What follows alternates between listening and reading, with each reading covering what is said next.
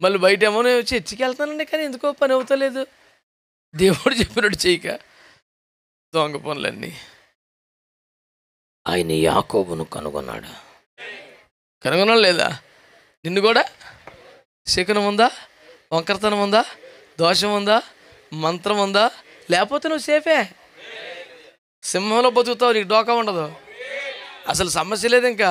కానీ ఈ లిస్టులో మన పేరు ఉందనుకో, మంత్రము కలదు, శకునము కలదు, వంకర కలదు, దోషము కలదు, నువ్వు వాడి చేతిలో కలవు. ఇంక నీ ఇష్టం. అరణ్యములో ఎడారిలో ఆయన నిన్ను కనుగొనుచున్నాడు. చెప్పండి, హాగరు యొక్క దేన స్థితిని కనుగొన్నాడు, యాకోబులను భక్తిని కనుగొన్నాడు. దేవునికి స్తోత్రం చెప్పండి. అపోస్తలుల కార్యముల గ్రంథం 13వ అధ్యాయం 22వ వాక్యం చదవండి. అపోస్తలుల